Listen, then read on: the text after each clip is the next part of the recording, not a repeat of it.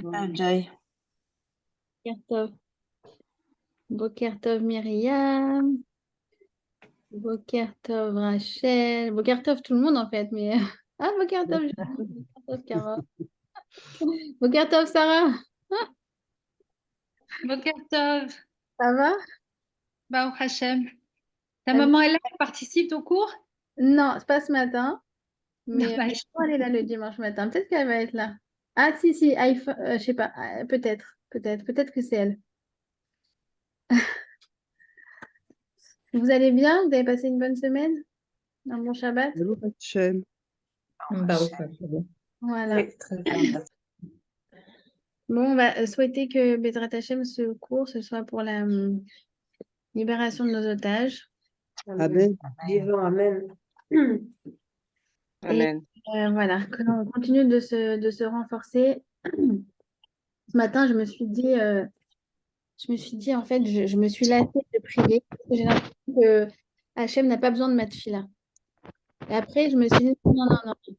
Il faut que je me dise que Hachem attendait ma tefila. C'est ma tefila qu'il attendait. Et je pense que chacune, elle doit se dire ça. C'est ma tefila qu'il attend ce matin. Il attend avec tous les anges, tous les malachim. Il dit, attends, chut, Boker Tov. Il y a ma fille là qui va parler. J'attendais cette fille-là à elle. Voilà, c'est ce que je me suis dit, c'est ce qui m'a donné des forces de prier ce matin. Et voilà, Bezrat Hashem, qu'on entende des bonnes nouvelles. Des bonnes nouvelles. Amen. C'est ce que j'ai dit ce matin à Hachem. Je lui ai dit, écoute, ça y est, si tu ne le fais pas pour nous, peut-être, je sais pas, fais pas, fais-le pour toi. Pour toi. On est ton peuple, on te représente sur terre. Donc, on doit être là, on doit être vivant, on doit être bien, on doit être dans le shalom, on doit être sur notre terre.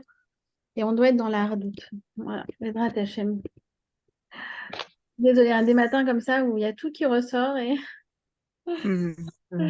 j'ai dû consoler mon fils hier. Il s'est mis à pleurer d'un coup comme ça alors qu'il était content. Il s'est mis à pleurer. Il n'a pas arrêté de pleurer, de pleurer, de pleurer. Et C'est beaucoup émotionnellement. C'est dur. ouais. Boker Tov et Shavua Tov. Et plein de force. Plein de force à vous. Ouais. En fait, Avec Joy, tu donnes tellement qu'arrive un moment, c'est difficile aussi pour toi. Et c'est difficile pour nous toutes. Et c'est extraordinaire ce que tu fais, Joy. Sache-le. C'est absolument vrai. C'est magnifique. C'est Même bien. à distance à Paris. C'est trop beau. Vraiment. J'ai Ça nous donne une moi-même de force ma force. J'ai dit énorme. ce cours, ils sont surtout pour moi. Quand je les prépare, quand je me mets. Alors, voilà, le dimanche matin, par exemple, je prie avec beaucoup plus de force. Donc, voilà, merci à vous. Merci à vous. On va commencer. Moi, je pense que les larmes, c'est les plus belles prières. Il faut pleurer. Ouais. Il faut pleurer. Il faut accueillir. C'est bien. Peut-être qu'il va un peu plus se réveiller avec nos larmes. Bezrat Hashem, il va nous ramener Cuir, il va nous ramener Ariel, il va nous ramener Thierry, il va Amen, amen, amen, amen. Amen. Amen. je dis avec les parachutes qu'on a, à chaque fois, je me dis Amen, qui sortent comme la sortie d'Égypte. Amen, amen, amen, amen. Voilà. On va fêter l'anniversaire de Kfir. C'est un an tout ensemble. Bezrat Hashem. Alors, on va commencer. Boker Tov. On va commencer aujourd'hui donc par la prière de Modéani, la première prière d'un juif. On avait dit que le juif, il s'appelle Yehudi, il est un Yehudi, notamment parce que, eh bien, le premier mot qu'il prononce de sa vie, de sa journée, c'est Modé, je te remercie. Alors, on avait expliqué déjà, la semaine dernière, on avait commencé à toucher au Modéani et on avait expliqué que, eh bien, le matin, notre Neshama, elle retourne à son Créateur, elle va lui rendre des comptes sur les actions qu'elle a fait au cours de la journée. Et après cela, Dieu nous rend notre âme nouvelle, purifiée. Et c'est pour ça que nous le remercions. C'est pour ça que nous le remercions. Nous le remercions pour la Neshama qui arrive dans notre corps. Et surtout, comme je vous ai dit la semaine dernière, ça ne va pas du tout de soi que nous nous réveillons avec les mêmes facultés que la veille. Il y a tout qui remarche. Et en plus, on est régénéré, qui plus est. Donc, c'est pour ça qu'on le remercie. D'accord? Alors, on avait dit la semaine dernière qu'il y avait en fait ces 12 mots qui, finalement, étaient très bonnes pour la santé. C'était très bon pour la santé de les prononcer, puisque vous avez vu la semaine dernière, on avait dit qu'au cours d'un des congrès médical, un des congrès mondiaux de la santé, pardon, il y a un professeur qui a montré qu'il fallait rester 12 secondes assis ou allongé avant de se mettre debout. Et donc, j'ai vérifié ce matin, la prière de Modéani, on peut la dire allongée. D'accord? On peut la dire allongée, on peut la dire également assise, mais c'est une des rares prières en fait qu'on peut dire alors que l'on est allongé. Donc, voilà, ces 12 secondes, elles nous permettent aussi de remettre en marche tout le système neurologique et tout le système artériel, etc. Donc, merci également Hachem pour ça. Je vais juste couper vos micros. Hop. Voilà. Mais si vous avez des questions, n'hésitez pas à intervenir. Voilà. Alors, Modéani, Meler Chai Vekayam. Béni es-tu donc. Je te remercie, Dieu, notre roi. Donc, comme on a dit, on ne prononce pas le nom d'Hachem parce qu'on ne s'est pas encore lavé les mains. Et puis, on avait dit aussi, c'est parce que vraiment, on est en contact direct avec lui, on est vraiment encore face à lui. Il vient à peine de nous redonner notre neshama. Donc, c'est comme si on était vraiment en contact presque physique avec lui, j'ai envie de dire.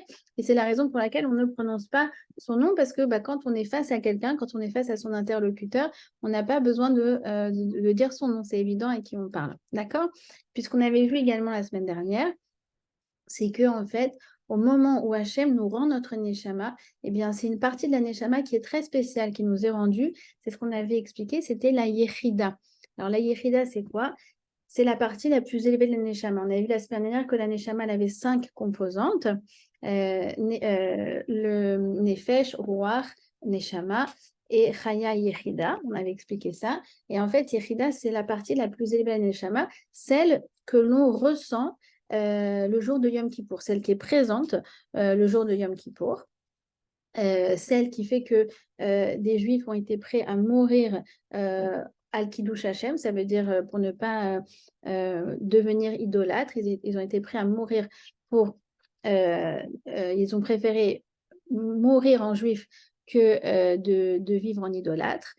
Ça, c'est la Yechida qui donne en fait l'impulsion pour des choses aussi élevées. Au moment du Modéani, en fait, on est en contact avec cette Yechida. Donc, c'est vraiment très, très, très, très puissant. D'accord? Alors, on va essayer de voir ça donc, dans les mots.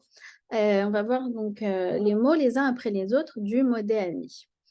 Donc, Modéani, vous remarquerez qu'on commence par Modé avant le Ani. Le verbe est avant, c'est comme si on disait remercie, je. D'accord? Alors, parce qu'en fait, on veut que justement le premier mot qu'on prononce, ça ne soit pas Annie. Pour ne pas qu'on commence notre journée par être égocentré. Mais on commence par une valeur. Et cette valeur, c'est quoi? C'est le remerciement. C'est une prière qui nous pousse déjà à nous concentrer sur ce qu'on a et non pas sur ce qu'on n'a pas. Je suis réveillée, je suis en vie, je suis dans mon lit, ça c'est ce qu'on peut dire aussi en ce moment. Je suis dans mon lit, je suis dans ma maison. Oh Hachem, merci Hachem, c'est déjà génial.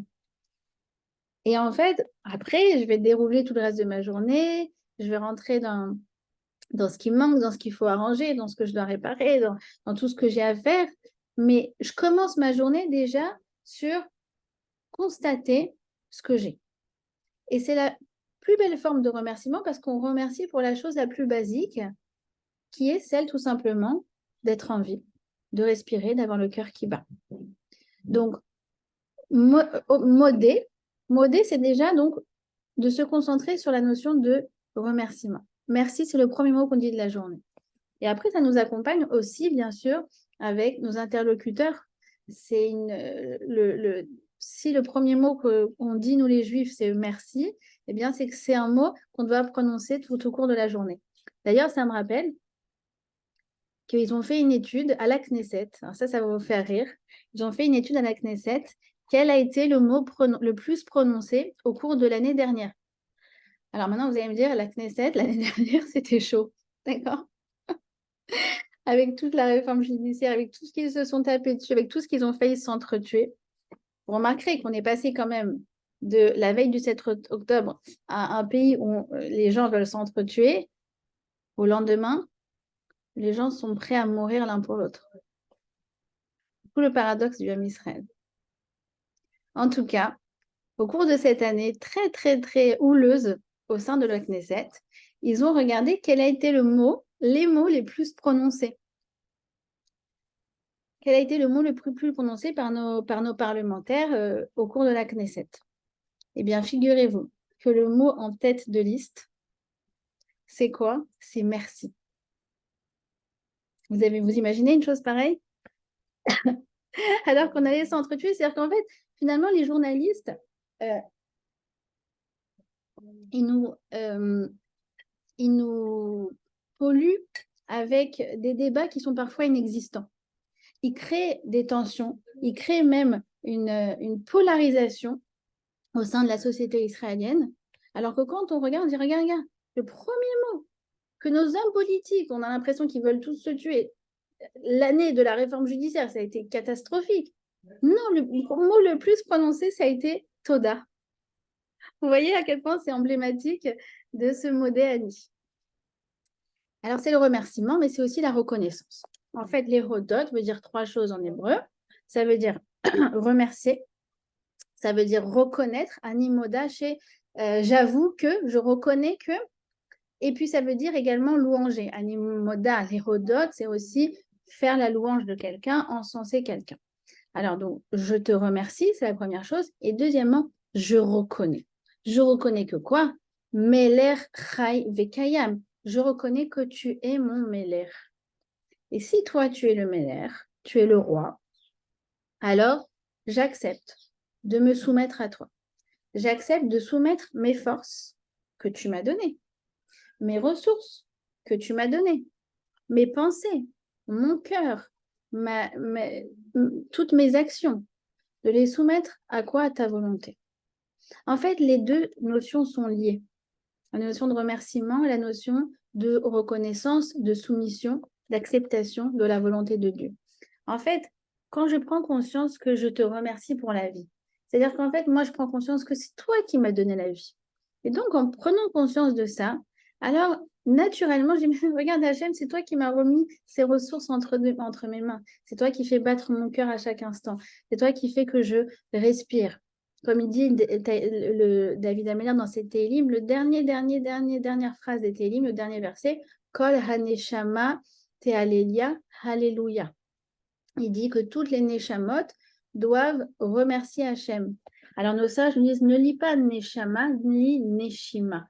Neshima, c'est la respiration. Eh bien, tu dois remercier Hachem pour chaque respiration que tu fais.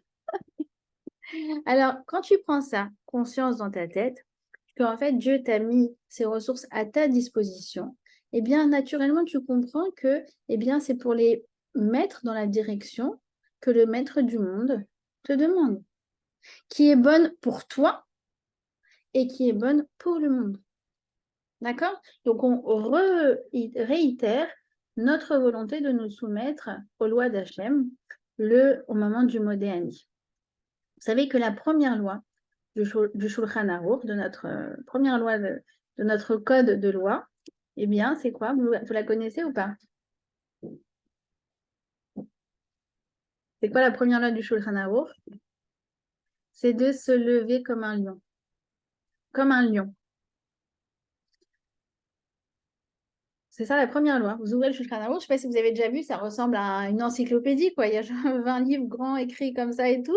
Qu'est-ce qu'il a choisi le Rav Yosef Karo pour la première halakha de toute cette encyclopédie? Hop, de se lever comme un lion. Alors, je vous avoue que c'est pas facile de se lever comme un lion, surtout qu'on n'a pas beaucoup dormi la nuit, surtout quand on redoute la journée qu'on a. Oh là là, quel client je vais avoir aujourd'hui qui va me prendre la tête?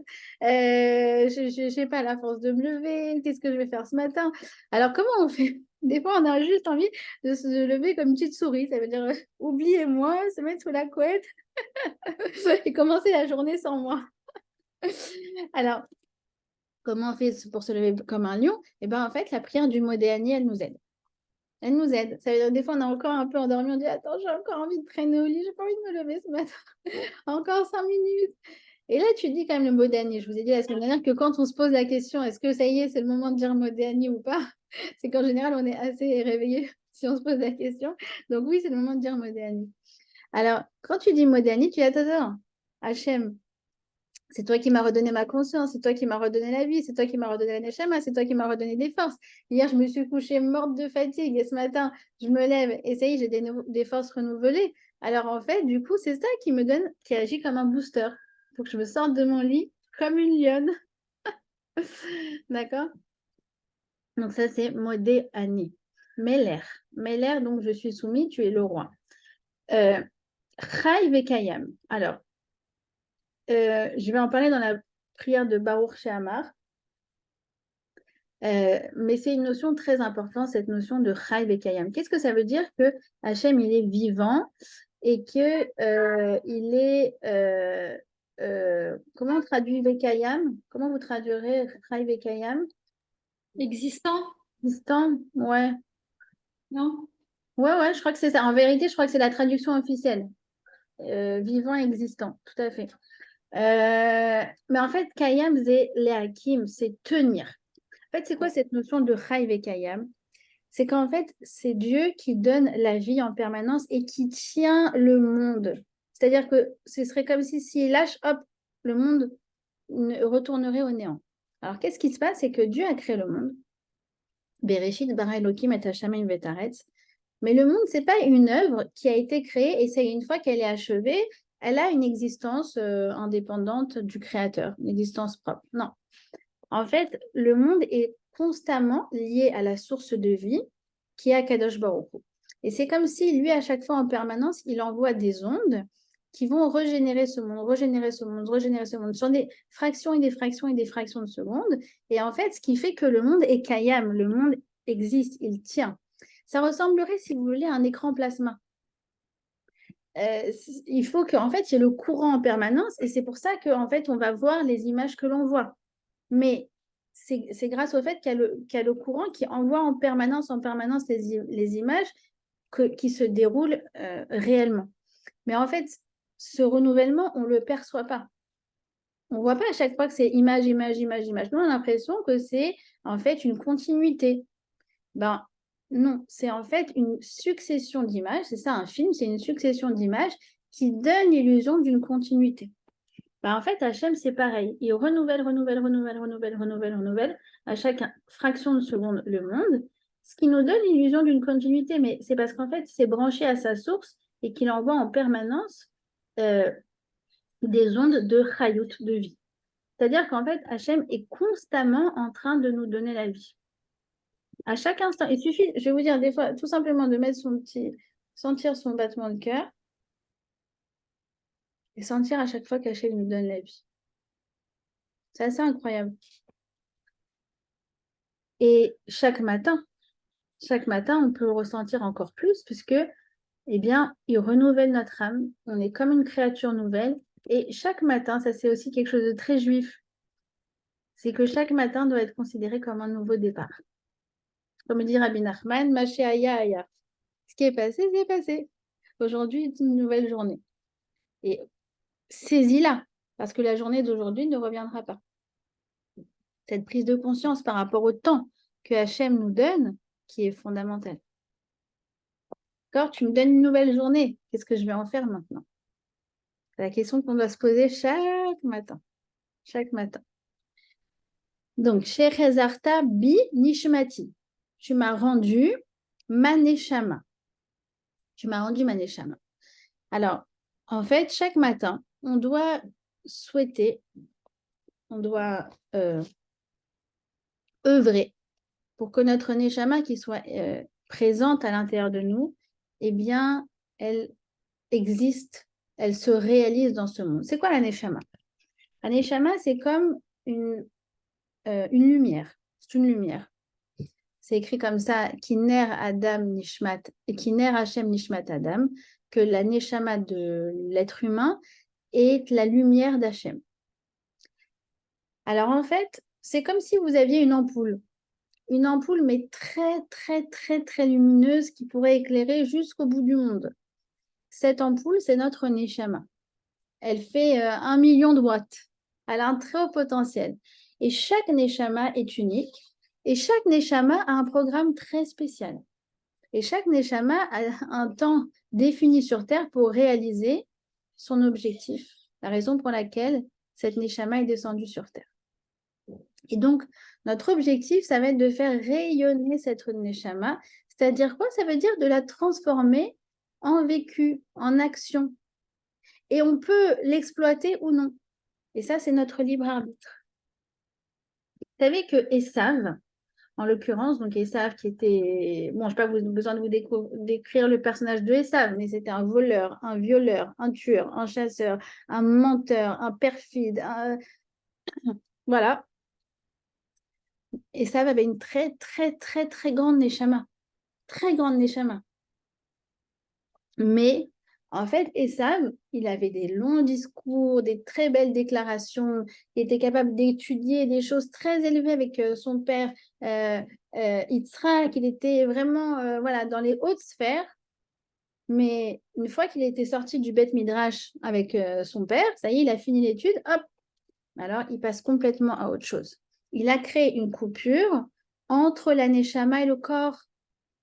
Esav. Il a créé cette coupure. C'est la raison pour laquelle, vous savez que au moment de l'enterrement de Yaakov, de son frère, le frère de Esav, eh bien, Esav a été tué le même jour. En fait, ils étaient destinés à naître le même jour et à mourir le même jour. En tout cas, Esav a été tué le même jour. Il a été tué décapité. Désolée pour les détails un peu gore, mais il a été tué par donc Rouchin ben Dan, par le fils de Dan. Et en fait, sa tête a roulé et elle a été enterrée dans le tombeau des patriarches. Si vous allez à Hebron, je vous souhaite d'y aller dès que ça se calme un petit peu. Vous allez voir, donc il y a tous les quatre couples. Il y a Adam et Chava, il y a Abraham et Sarah, il y a Yitzhak et Rivka, il y a Yaakov et Léa. Et la tête d'Esav. Je lui ai dit ce que ça fait là. Genre, l'intrus. Mais non, parce qu'il avait une neshama, une tête très, très, très, très élevée. Très élevée. Mais sa tête était d'un haut niveau et lui, il a coupé avec le corps. En revanche, nous, on est les Bnei Yaakov. On descend de Yaakov. Et Yaakov, il est Ekev. C'est quoi Ekev? C'est le talon.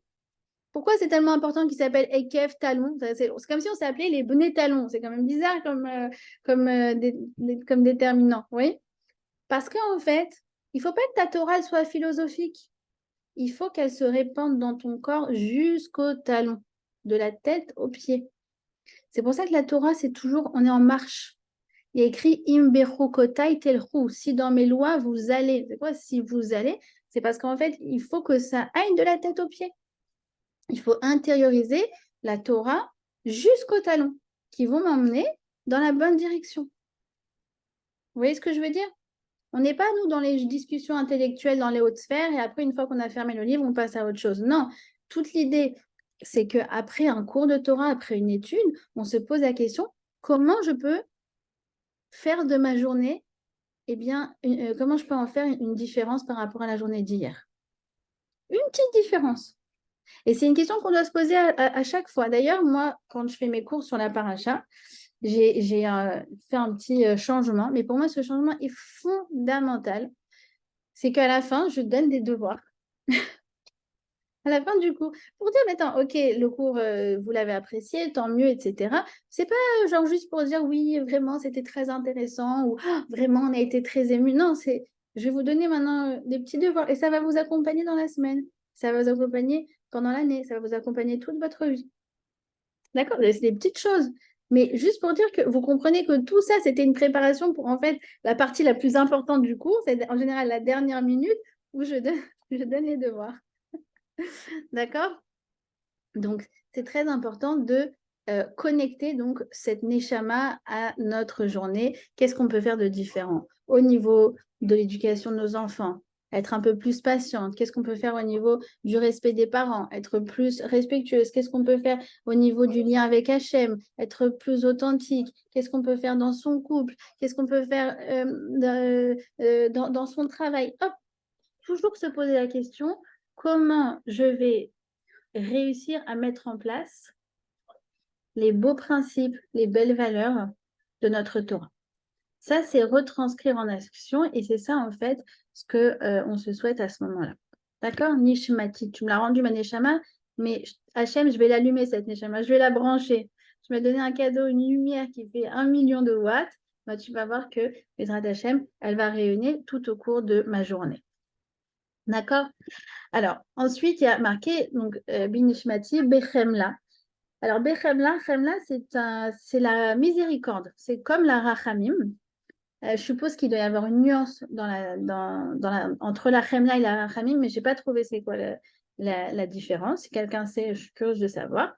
En tout cas, il nous réveille, en fait, Bechemla, parce que je vous rappelle qu'on a rendu des comptes au cours de la journée et qu'il y a des choses qui n'étaient pas fameuses, forcément. Et donc, il nous a quand même rendu notre âme parce qu'il a confiance en nous et il sait qu'on va faire mieux et il pardonne.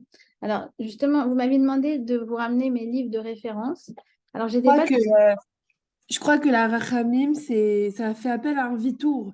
La Chemla, il n'y a pas forcément un vitour à faire. Il faut manifester un peu un peu d'empathie, quoi. Mais je pense qu'il faut vérifier parce que je suis pas sûre. Bravo, bravo Johanna. On a la prof d'hébreu qui intervient. Chemla, c'est la compassion. Ok, d'accord. Alors, cette idée-là, elle vient de ce livre, Taléléorod. Vous m'avez demandé de vous montrer les livres avec lesquels j'ai étudié. Taléléorod, c'est 2 tomes juste sur la tfila. C'est très, très riche, très, très riche. Sur une bracha, il y a 40 pages. Quoi. Moi, j'ai fait du mal à faire le tri entre toutes les belles idées. Voilà, je vous le montre. Ensuite, qu'est-ce que j'ai utilisé? J'ai utilisé donc le fameux livre jaune dont je vous ai parlé là, de la femme Chabad, que je n'ai pas retrouvé là dans ma bibliothèque, mais voilà. Ensuite, attendez, comment on fait? Voilà. Le livre de Rav Schwab. Donc, Rav Schwab, il a écrit sur la prière à la fin de sa vie. C'est un peu une référence, même beaucoup une référence. Et voilà, après, pour la suite, ce sera donc le schéma Israël, c'est le Art Scroll, et Mishpat Kol Chai, c'est aussi une autre édition de Art Scroll. En tout cas, c'est ce qu'il dit dans le Taléléorod. Il dit là, c'est parce qu'on a rendu des comptes et finalement, il a été assez sympa avec nous. Et c'est aussi un booster de prendre conscience de ça, à quel point Hachem, il est avec nous, à quel point il a de la rachamim pour nous, à quel point il est de notre côté. Et ça aussi, donc, c'est digne de reconnaissance. Rabba Emunatecha. Grande est ta Emuna. Ta Emuna. En qui? En moi. Tu crois en moi. C'est ce qu'on dit tous les matins. Tu crois beaucoup en moi. Rabba Emunatecha. Alors, d'où vient cette expression Rabba Emunatecha? Je me rappelle que ce sont les gens de la Grande Assemblée qui ont compilé les mots de la prière.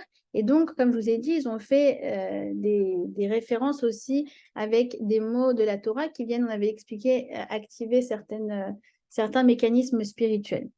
Alors, c'est intéressant de voir que Emunatra Rabba, donc ça vient d'un texte de Echa.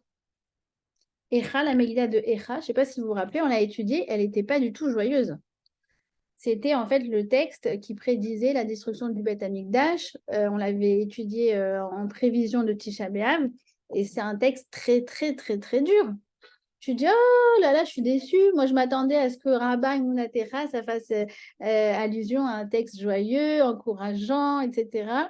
Non, ça fait allusion à un texte très difficile. Pourquoi? Parce que même dans les moments difficiles, un juif, il dit merci. Et ça, c'est très fort. Ça, c'est très, très puissant. C'est très, très puissant parce que moi, personnellement, à part dans notre peuple, je vois ça nulle part. Hier soir, j'ai fait un cours pour une amie qui est actuellement en chimiothérapie. Avec, bon, voilà, on espère que peut-être tout va bien aller, mais bon, il y a aussi, on va dire, certains nuages sombres dans tous les diagnostics, tout ça. Donc, on a fait hier une soirée, on a fait un cours, c'était magnifique. Et je lui ai dit que sa grandeur à elle, c'est qu'en fait, elle savait dire merci pour tout. Moi, j'ai un peu suivi voilà, tout la découverte de ce qu'elle avait, les médecins, comment elle a été pris en charge, les rendez-vous, tout ça. Parce qu'on se voyait en fait une fois par semaine. Et donc, très souvent, elle me racontait, ah, c'est bon, j'ai réussi à avoir rendez-vous, etc. Maintenant, imaginez-vous ce qu'elle a découvert. Et en fait, je ne l'ai jamais entendu se plaindre. À chaque fois, elle dit, oh là là, merci Hachem. Ah, tu sais pas ce qui m'est arrivé. Je suis tombée sur le médecin qui connaît le spécialiste de ce que j'ai. Et du coup, il m'a mis en contact et c'est bon, je vais être prise en charge, etc. Ah, tu sais pas quoi, je devais avoir rendez-vous dans 2 mois et finalement, ils m'ont appelé, j'ai rendez-vous la semaine prochaine. Ah, tu sais pas quoi, il y a une place qui s'est libérée pour la chimio. Ah, tu sais, mais elle me fait que remercier. J'ai jamais vu ça de ma vie, en fait. Et moi, je suis, ce que je disais hier soir au cours, parce que il y avait toutes ces amies qui étaient là, et je disais, mais je suis admirative, admirative, parce que c'était du vrai. C'était pas un cours de Torah, vous voyez, c'est vraiment quelqu'un qui vit les choses, avec qui on discute, avec qui on est en lien. Et elle m'a donné la plus grande leçon de Torah que j'ai vue de ma vie. Je n'ai jamais entendu se plaindre. À chaque fois, elle disait merci pour les petites choses. Merci que j'ai rendez-vous pour la chimio. Mais est-ce que vous vous rendez compte du niveau de la personne pour dire de telles choses? Et je lui ai dit bien sûr que Hachem, justement, il est tellement touché, tellement impressionné par le fait qu'elle est capable de remercier de toutes ces étapes-là, que Bezrat Hachem va lui envoyer la guérison totale. Parce qu'elle est capable, justement, de savoir remercier les petits clins d'œil d'Hachem tout au long de son parcours du combattant. D'accord? Donc, dire merci, c'est une ségoula. C'est une ségoula, c'est-à-dire que c'est quelque chose qui, entre guillemets, porte bonheur. D'ailleurs, il y a un livre qui a été écrit par le Rav Shalom Harouche, que je n'ai pas lu, mais j'ai beaucoup entendu parler de ce livre. C'est, je crois, J'ai dit merci et j'ai été exaucée. Je ne l'ai pas lu, mais je sais que les gens ont été assez impressionnés par ce livre. Alors, il explique en fait tout ce principe-là et il rapporte beaucoup d'exemples, de témoignages vécus de gens qui ont dit merci même avant d'avoir été exaucés et qui ont vu des délivrances grâce à ça. D'accord? Donc Rabat et Mounatecha, hein.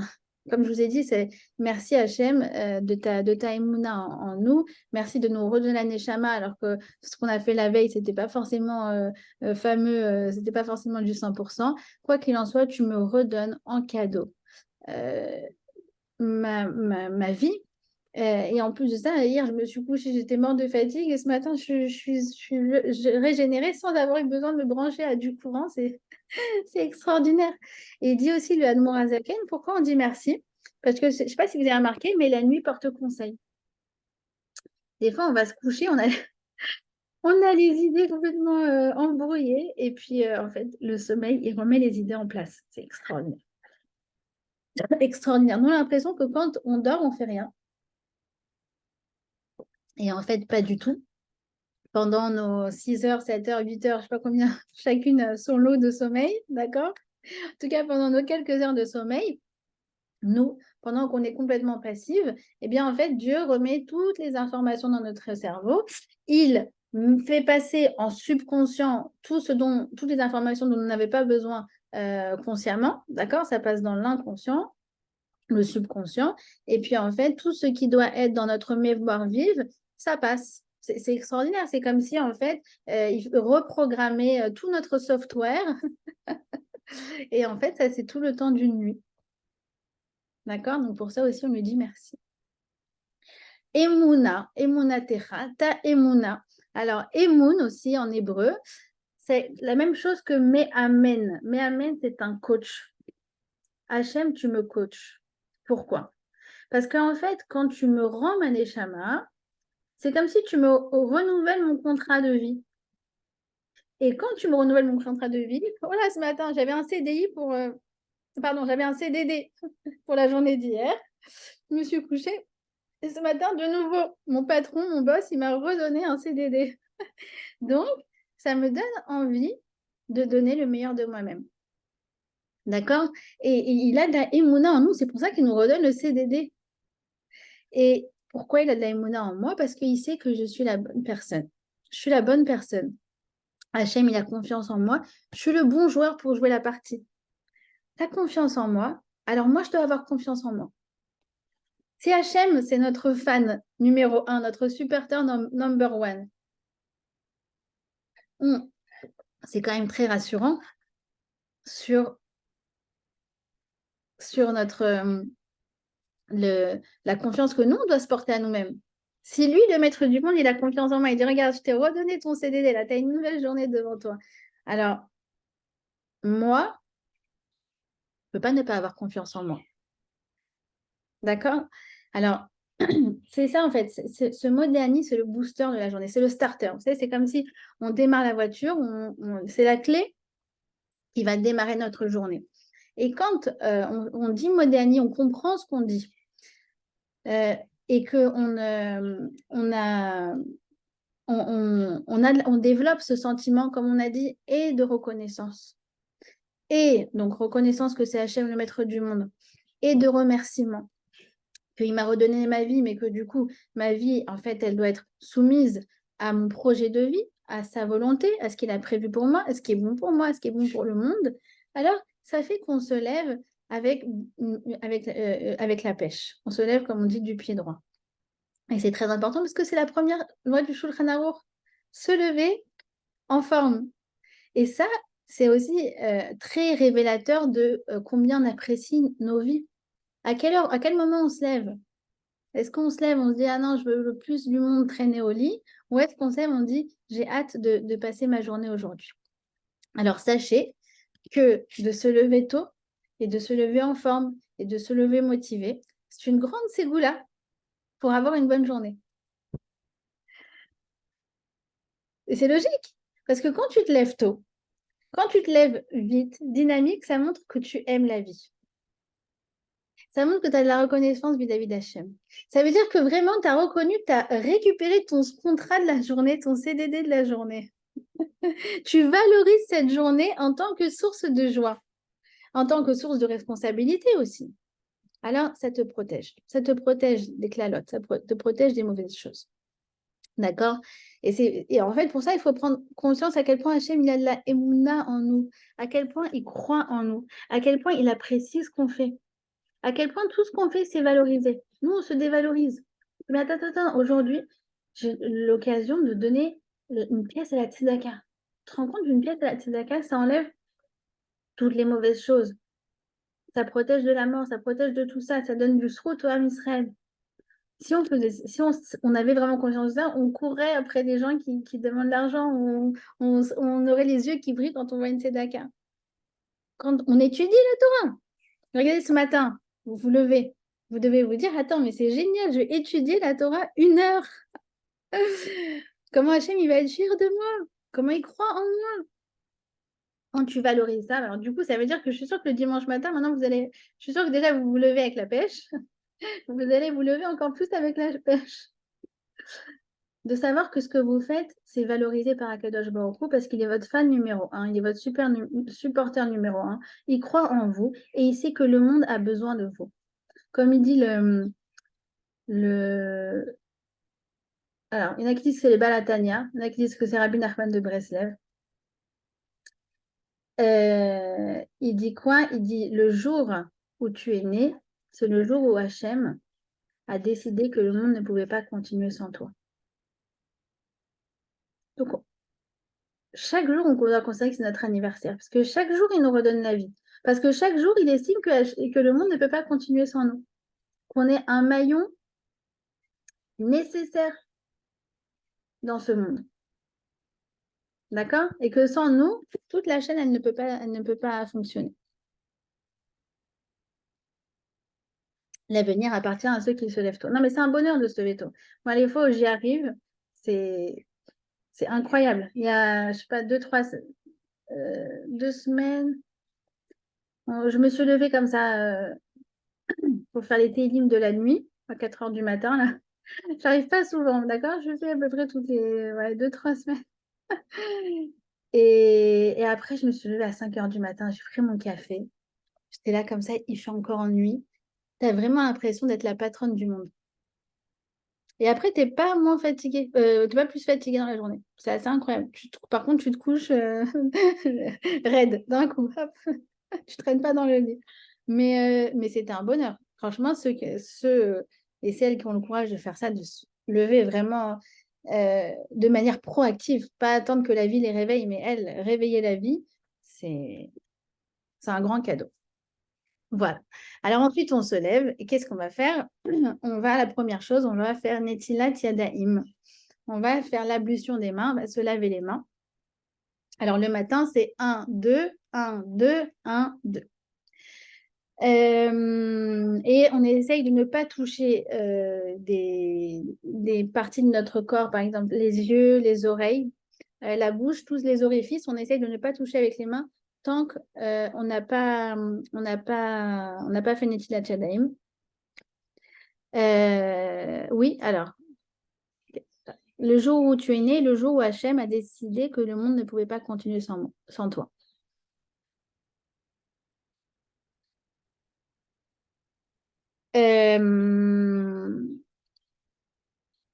Alors, pourquoi on fait ça? Pourquoi on fait Netilat Yadayim? Parce que quand on s'endort, alors comme je vous ai dit, la Neshama, elle quitte le corps. Alors, ce phénomène, eh bien, il s'apparente, entre guillemets, à une petite mort. Nos sages nous disent que c'est 1/60e de la mort. Et donc, on va enlever cette impureté, cette touma, donc 1/60e de mort, grâce au contact avec l'eau qui est la source de vie. J'ai une question. Oui, Alison. Si par exemple, voilà, dans la nuit, je me lève souvent quand je vais aux toilettes, je me lave les mains. Ouais. Donc, est-ce que quand tu t'es lavé les mains pendant la nuit, est-ce qu'il y aurait toujours cette impureté quand tu te laves les mains simplement? Je sais pas, le matin, après? La nuit, genre pendant le sommeil, quand tu te lèves. En fait, ça dépend. Soit tu te lèves, en gros, c'est ça le principe. Soit tu te lèves, par exemple, après à une heure où tu pourrais théoriquement te lever, 4-5 heures du matin, d'accord? Et dans ces cas-là, tu fais Netilat Yadayim.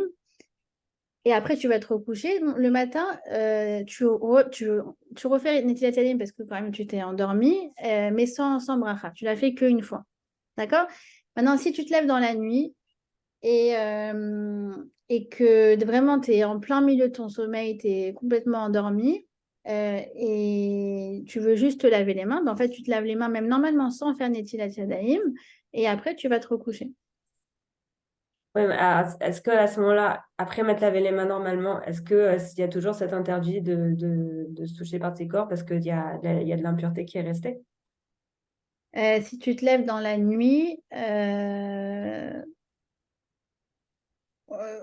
vais poser la question, mais a priori, oui. Tu n'as pas fait Netilat Yadayim. Tu n'as pas fait... Mais voilà. Ok. Donc, à Netilat Yadayim, alors, donc déjà, on va faire la première bracha de la journée. La première bracha, Baruch Atah Hashem Elokeinu melech haolam, Asher kideshanu v'yutav tzivanu, al Netilat Yadayim. Alors, Excuse-moi, j'ai une question. Quand on va aux toilettes dans la nuit, est-ce qu'on doit faire un shariatzar? Du coup, tu m'as grillé que je fais une fois toutes les 2 semaines les terribles de la nuit. C'est elle qui m'envoie. Oui. Non, je fais aider des fois. Enfin, je suis tout le temps aidée parce que tout est rempli. Ah ouais, je vois. Ouais, Baruch Hashem. Quand on se lève dans la nuit, qu'on va aux toilettes, est-ce qu'on doit faire un shariatzar, la bracha? Ouais. D'accord, ok. Il y a un avis Donc, c'est pas grave de prononcer le nom d'Hachem, même si on est dans un moment Non, mais il de... faut se laver les mains. Il faut se laver les mains. Quoi qu'il en soit, même se laver les mains avec du savon. D'accord, mais on fait la bracha quand même? À Yatzar, oui, bien sûr. Ouais, d'accord, ok. Ceci dit, je fais juste une petite parenthèse que Rav Ovadia, il dit que si quelqu'un est sujet aux insomnies, moi c'est mon cas personnellement, donc c'est pour ça que je connais cette halakha, et que il sait que vraiment s'il se lève et commence à faire Netilat, à se laver les mains, à faire Asher Yatzar, etc., eh ben, cette personne ne va pas se rendormir. Moi, ça peut clairement être mon cas. Elle dit, tu peux faire vraiment le minimum, c'est vraiment tu te lèves, tu fais ce que tu as à faire, tu te recouches, et tu fais même Asher Yatzar dans ta tête. Il dit que ça compte. D'accord? Bon, je n'ai jamais utilisé finalement cette halakha parce que Ça ne change pas grand-chose de la faire dans la tête ou en vrai, mais c'est quelque chose qui est très peu connu, en fait, cette façon de le faire. Mais voilà, en tout cas, dans l'idéal, c'est on fait ce qu'on a à faire, si on doit aller aux toilettes, etc. Ensuite, on se lave les mains, pas besoin de faire Netilat Yadayim. Et après, donc, on fait Asher Yatzar et on va se recoucher. D'accord? Alors, donc, donc c'est la première bracha de la journée. Donc, je vais quand même dire les kavanotes, les pensées qu'on doit avoir quand on fait une bracha. Il dit le Nefesh HaChaim, il y a 2 kavanotes, 2 intentions qui sont sine qua non au brachot et à la tefila en général. La première, c'est quoi? Première kavana importante, c'est que je sais à qui je parle. C'est logique. Et la deuxième, c'est quoi? C'est je sais ce que je dis. C'est logique. Alors, c'est-à-dire quoi? Je sais à qui je parle. Je sais que je parle à Hachem. Je sais à qui je m'adresse. D'accord? Je ne suis pas en mode blablabla. Je récite mon texte. Hachem est là, il m'écoute et il apprécie ma tefila. Et c'est pour ça que c'est interdit de prier devant un miroir, devant une image ou en étant sous ou en étant dénudé. Parce qu'on se trouve devant Hachem. Alors, par exemple, quand on fait Netilat Yadayim, par exemple dans les hôtels ou quoi, ou dans les restaurants, souvent, il y a un miroir devant. Alors, il faut se détourner parce qu'on ne peut pas faire la bracha devant un miroir. Alors, quelqu'un me pose une question, il me dit, normalement, Netilat Yadayim du matin, on ne fait pas la bracha. Si, bien sûr que si. Donc ça, c'est la première chose, je sais à qui je parle. Deuxièmement, je sais ce que je dis. Donc, c'est l'objectif de cette étude, c'est que bien on comprenne ce que l'on dit. Alors, évidemment que si on ne comprend pas précisément, bien sûr que ça a toute la valeur, mais plus on va comprendre ce que l'on dit, plus ce sera facile pour nous de parler avec cœur. Quand on comprend ce que dit, ça n'a rien à voir. Ça n'a absolument rien à voir. Vous voyez ce que je veux dire? Je me rappelle, moi, quand je lisais dans le Sidour avant de parler hébreu, on lit, on essaie d'être concentré, mais la pensée, elle dérive très, très facilement et on peut comprendre. C'est comme parler dans une langue étrangère. Alors que quand on sait ce qu'on dit, on comprend Rabba, Emunatecha, Meler, Chai, Vekem, comme ce qu'on fait maintenant, alors c'est beaucoup plus facile d'être concentré et de mettre son cœur dans ce qu'on dit.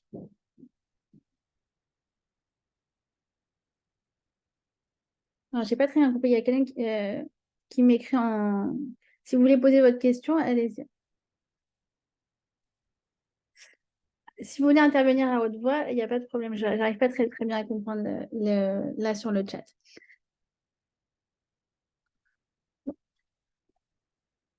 Ok. Alors, vous savez qu'il y a 2 types de bénédictions que l'on fait. Il y a ce qu'on appelle Birkat Haneinim. C'est la bracha quand on kiffe. Ouais, c'est ça. Birkat Haneinim, c'est ça. Par exemple, tu vas manger un croissant, tu vas faire Boré Mine Maisonot. Tu vas boire ton café et tu vas dire Shalkon Yavit Baro. Ça, c'est les Birkat Haneinim. Mais il y a aussi une deuxième catégorie de bracha, c'est une bracha avant de faire une mitzvah, avant de mettre les tefilines, avant d'aller au mikvé, avant de faire Netilat Yadayim, avant d'allumer les bougies de Shabbat. Ces brachas-là, c'est toujours Asher Kideshanu Bemizota Vetsivanu. Al Netilat Yadayim ou la Frishra la Teruma, quand on fait la Frachat Chala. Alors, c'est marrant ces 2 catégories. Pourquoi? Parce que c'est logique de dire merci quand on kiffe. Oui, vous êtes d'accord, Birkat Haneinim, c'est normal. Par contre, de faire une bracha avant de faire une mitzvah, c'est assez étonnant. Alors, c'est quoi la différence? C'est que dans les 2 types de brachot, quand on kiffe ou quand on fait une mitzvah, et ben dans les 2, on va exprimer de toute façon une gratitude. Mais c'est une gratitude qui est différente. La première, c'est « je te remercie pour ce que tu as mis à ma disposition sur terre ». Toute la nourriture, toutes même les bonnes odeurs. Vous savez, quand par exemple, vous passez comme ça et vous voulez sentir, il y a des jasmins ou il y a de la menthe, alors on fait Boré à Samim. Même les bonnes odeurs, donc quand on en profite, même un fruit, un agrume que vous sentez, une clémentine, Anoten, Reartov, Baperot. Tout ça, c'est ce qu'on appelle les Birkat Haneinim. Il y en a qui vont faire la bracha aussi quand ils voient la mer Méditerranée. Il y en a qui vont faire la bracha quand ils vont aux eaux. Aux eaux, il y a plein de brachot à faire. Méchanet, Tabriot. Il y en a 2 ou 3 comme ça. Il y en a quand on voit l'éléphant, quand on voit le perroquet. C'est à faire une fois par an. C'est c'est très instructif aussi pour les enfants. Alors, donc ça, c'est Birkat Hanenim. Mais quand je fais une bracha avant de faire une mitzvah, c'est qu'en fait, j'exprime la reconnaissance d'avoir été choisie par Hachem pour me connecter à lui à travers les mitzvot. Les mitzvot, c'est un câble que je branche avec Hachem. Et en fait, Hachem me donne autant de mitzvot que de câbles qui peuvent me lier à lui. Et d'ailleurs, mitzvah, c'est les mêmes lettres que tsevet. Tsevet, c'est une équipe. Je fais équipe avec Hachem au moment où je fais la mitzvah. Je me connecte avec lui. On est partenaires. D'accord? Alors, je vais quand même juste détailler. C'est quoi Baruch, Ata Asher, Asher Kideshan Uzotav, etc. C'est quoi donc toutes les explications de ces mots? Alors, déjà, Baruch. Baruch ne veut pas dire que Hachem est béni. Béni sois-tu, c'est pas la bonne explication. D'ailleurs, j'ai vu ce Shabbat dans un Sidour, que lui, c'est un Sidour qui est traduit en français, il ne marque pas béni sois-tu, il marque source de bracha. Tu es la source de la bénédiction. Hachem, Baruch, en fait, c'est tu es la source de la bénédiction sur terre. Bracha vient du mot ribouille. Ribouille, ça veut dire la profusion. C'est d'ailleurs c'est le même mot que brecha. Brecha, c'est une piscine. Pourquoi? Parce que c'est une profusion d'eau. D'accord? Alors, en fait, on augmente notre reconnaissance que Baruch, toi, tu es la source de la bénédiction dans ce monde, que tout ce qu'on a à notre portée, tout ce qui se trouve dans ce monde, ça vient de toi. On augmente, avec ce Baruch, on augmente notre prise de conscience, que tout vient de lui. Ensuite, Ata. Ata, c'est incroyable. C'est en fait parler à la deuxième personne. On dit tu à Hachem. On pourrait le vous voyez. C'est que il y a une manière de vous voyez en hébreu. Par exemple, moi, le directeur de l'école de mes enfants, je le vous vois. Comment on vous voit en hébreu? En fait, on parle à la troisième personne du singulier. C'est comme si je dis le directeur voudrait quelque chose. Amenel Rotsel et Daber iti. C'est comme ça qu'on vous voit. Souvent, on dit qu'il n'y a pas le vouvoiement en hébreu, mais c'est parce que les Français ignorent qu'il y a un vouvoiement et qu'avec certaines personnes, notamment les rabbinim, alors on doit s'exprimer de cette façon.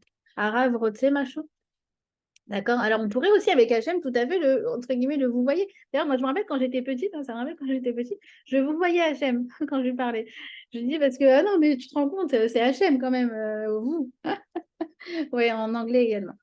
En tout cas, non, on lui parle à la deuxième personne. On est dans un tutoiement.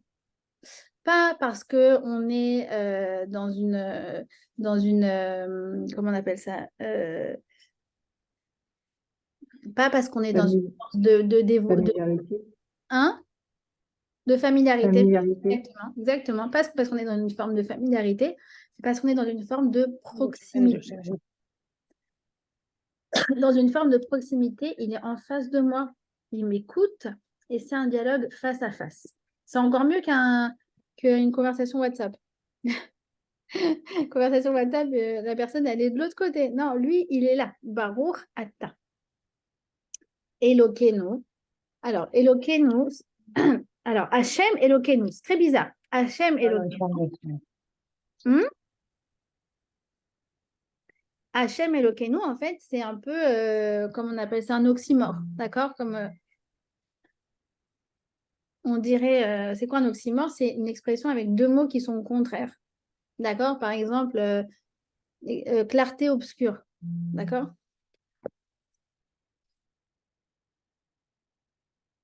Pourquoi Hachem Elokeinu, c'est un oxymore? Joy, tu nous apprends et le français et l'hébreu. Ça, c'était... Je ne rappelle pas les figures de style. Hein. Je m'en rappelais. La cavale. En tout cas, voilà. Donc, Hachem Elokeinu, pourquoi c'est contradictoire? Parce que Hachem, ça exprime justement la chemla, la rachamim, la miséricorde, la proximité. Et l'autre, c'est quoi? Elokeinu, Elokeinu, Elohim, Elohim, c'est la même gematria que Teva, Hateva, que la nature. Ça fait référence au fait que c'est Hachem qui contrôle le monde. Alors, un, c'est la relation de proximité avec moi, et l'autre, c'est waouh, c'est le chef du monde. חדווה, אני קיבלתי את ההודעה שלך, ממש תודה, תודה, תודה, אני באמצע שיעור, אני אעזור לך. תודה, תודה, תודה. סליחה, pardon. Alors, pourquoi on met ensemble ce Hachem et Elokeinu? C'est magnifique. Parce que comme je vous ai dit, ben, imagine une image satellite. Et avec cette image satellite, on voit toutes les galaxies de l'univers. Après, on zoome, on voit la Voie lactée. Des milliards d'étoiles, infiniment grandes. Ensuite, on voit quoi? On zoome un peu plus, on voit le système solaire. Ensuite, on zoome un peu plus, on voit la Terre. Ensuite, on voit l'Asie, le Proche-Orient, Israël, ou alors pour vous, l'Europe, la France. Et notre ville, notre quartier, notre maison, nos familles et nous-mêmes. Et après, ça finit pas. Une fois qu'on est rentré dans nous-mêmes, on prend un microscope. On est passé du télescope au microscope. Avec le microscope, on regarde la totalité des milliards de cellules qui nous composent. Ben, en fait, tout ça, c'est Hachem qui gère. C'est le maître du monde. Il nous regarde, il est avec nous, il nous protège. Et c'est ça la combinaison des deux qui est tellement émouvante. C'est qu'à la fois, il soutient des galaxies tout entières. Comme on avait dit, c'est lui qui maintient Melech Chai Vekaya, mais c'est lui qui tient le monde. Il suffirait d'une fraction de seconde où il arrête de tenir le monde et le monde disparaîtrait à néant. Il contrôle tout, jusqu'à la Voie lactée, jusqu'à toutes les galaxies. Et en même temps, il se préoccupe de chaque petite chose qui nous arrive. Chacun de nos organes, chacune des cellules et des atomes qui nous composent. Et il est là, on lui dit Ata. Ata. On lui parle à lui en face. Imagine les gens, tu leur dis, ah oui, tu as l'occasion de rencontrer, je sais pas, Elon Musk. Ah ouais. Quoi, j'ai l'occasion de lui parler? Quoi, 5 minutes? Oh, tu te rends compte?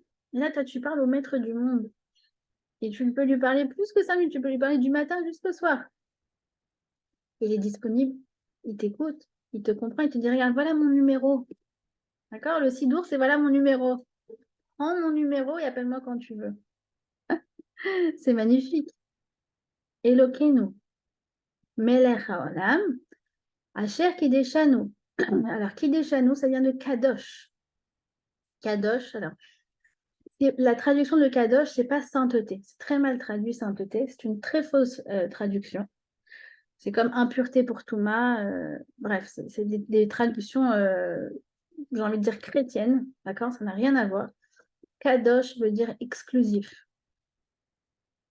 La Gdusha, c'est l'exclusivité. C'est pour ça que quand un homme il passe sous la roupa, il dit Are at mekudeshet li betabat zo kedat Moshe Israël. Tu m'es mekudeshet, tu m'es consacré à moi.